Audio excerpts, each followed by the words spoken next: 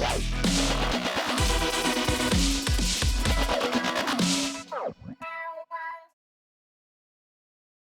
everybody. I wanted to jump on here really quickly and talk about the latest Wendy Williams news. Now, it's being reported that Wendy Williams did sign the paperwork to get her out of her conservatorship.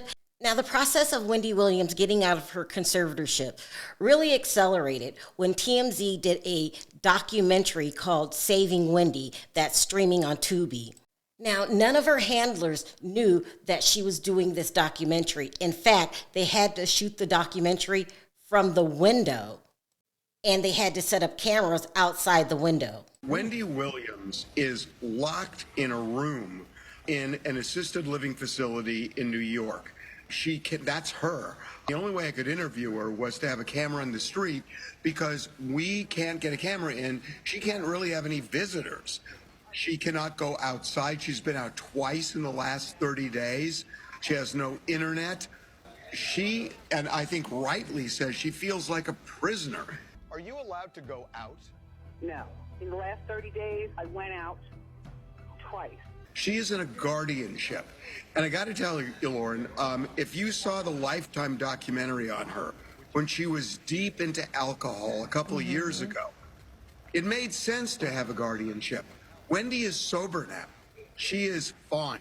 I have spoken with her for hours and hours, as have many others. And everybody comes up with the same conclusion. She's back to the old Wendy. Yet, she's not only in a guardianship, it's a guardianship that has essentially locked her up and thrown away the key. She has been diagnosed with something called frontotemporal dementia. That's what Bruce Willis has. That condition never gets better. It only gets worse. There is a similar diagnosis called alcohol-induced dementia. That can get better. Wendy is an alcoholic, and she was deep into alcohol.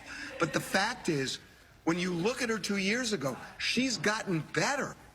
There's no question. And was this a misdiagnosis? Now, according to Wendy Williams herself, this was not a misdiagnosis. This was a well-thought plan to take Wendy's money. Now, there were two plots going on at the same time. One, we had the judge and the conservator, Sabrina Morrissey. Now, the judge's name is Lisa Sokoloff, and she had been under investigation before for selling conservatorships. In this article, it states a 6-month investigation into Manhattan judge Lisa Sokoloff over campaign donations she snagged from attorneys, law firms, and other groups. The news outlets discovered that Sokoloff granted guardianships to folks and entities that contributed to her Supreme Court campaign. So it wouldn't be a stretch to say that this judge did it again. She actually sold Wendy's conservatorship to Sabrina Morrissey. And if you can prove that, then you can say that the doctors were in on it that diagnosed Wendy with dementia. The doormen were in on it that kept her locked away in this room. And of course, we have Will Selsby, who is the jeweler turned manager that always kept her nice and drunk. There also was a second set of people trying to go after Wendy's money. And you wouldn't believe it, but Wendy says it was her son. Ended up in a guardianship. My understanding is somebody was in her bank account that Wells Fargo flagged, and there was large withdrawals being taken out. My son, he overstepped his boundaries in terms of me. You understand? He overstepped his boundaries, and he was inappropriately using my money without telling me crap about it. Like, is he stealing from me? Look, all I know is that in terms of what I'm dealing with, and that this is still going on, because, that's when my money got frozen at Wells Fargo. Thank God. No more money stealing from my son and the other people. Now, who are these other people that she's talking about? Of course, she's talking about the bank, and she's talking about no other than Kevin Hunter Sr., who had a heavy influence on Kevin Jr. They were spending so much of Wendy's money, it wasn't even funny. Instead of protecting his mother and saying, my mom is in a bad situation right now, he decided to take advantage of his mother. Don't forget, he moved in with his dad. He started calling Sharrell mom. This is just unacceptable behavior to me. Wells Fargo, your bank, said you were the victim of undue influence and financial exploitation with respect to your money. Who was unduly influencing you? Who is the person that was doing this? Thank you. Listen, my son is a really good person. You know what? Oh, God, I'm not going to cry about that.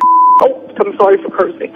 Look, my son is a good person, but at this point, he is a horrible person to me. You know what I'm saying? You know, it's the way he moves with other people. You know what I'm saying? And what's going on with these other people at my apartment in Miami? What are you doing? Oh, you spent on what? And what is going on at Wells Fargo? There was a situation where Kevin says he wanted to rent a boat for his birthday for $1,500 and ended up getting a boat that rented out for $113,000, and he blamed it on the bank, that the bank wanted him to have that. That never really made sense to me. Normie, you know what I'm saying?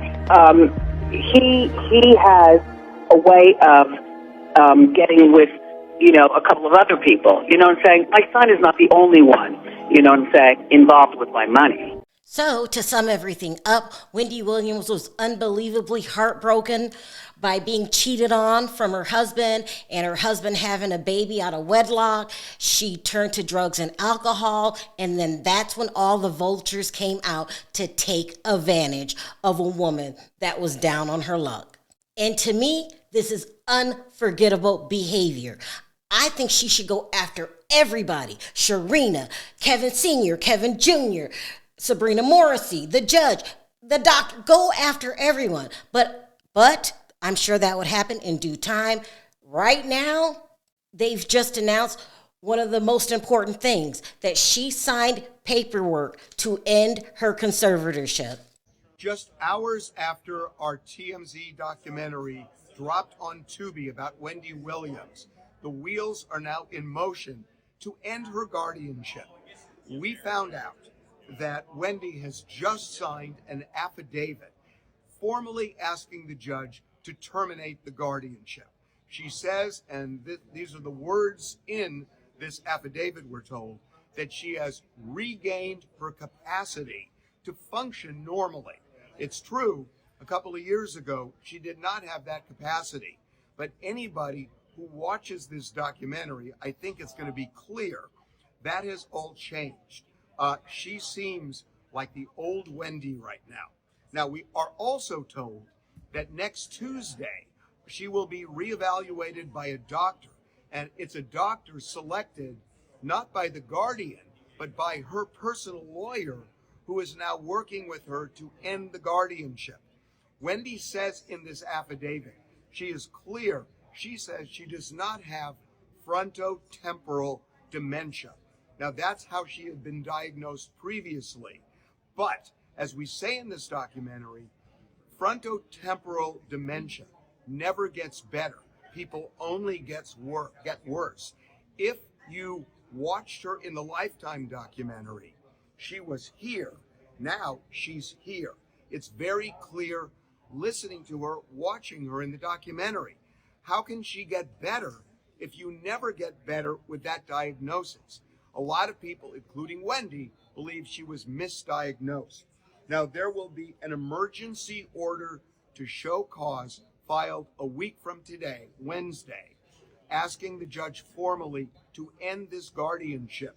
If the judge says no, we're told Wendy's lawyer will then demand a jury trial, which you can get in New York, where jurors will decide, does Wendy now have the capacity to live as a free woman?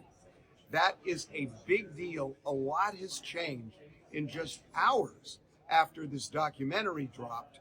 But this is something that has been a long time in coming for Wendy. I will say personally, I've spoken with her for hours on end, and Wendy Williams is back to being the Wendy Williams we all knew. So there you have it, people. Wendy Williams is very, very, very, very, very close to ending her conservatorship, in my opinion, because I just can't imagine a judge still saying that she needs a conservatorship. I cannot imagine a judge deeming her incompetent. There is nothing wrong with this woman, besides the fact that her heart keeps getting broken over and over and over again. First, we had the no good bum Kevin Sr., and then the no good bum Kevin Jr. I mean, I just couldn't imagine myself stealing from my mother. That's what he's doing. Let's not beat around the bush. Stealing from my mom and then teaming up with the enemy. That's Sharrell and Kevin Sr. I mean, I just... She sounds like she forgives her son, but she knows he can never be trusted again. None of this would have happened if it wasn't for Wanda, her sister, and her daughter-in-law, Alex.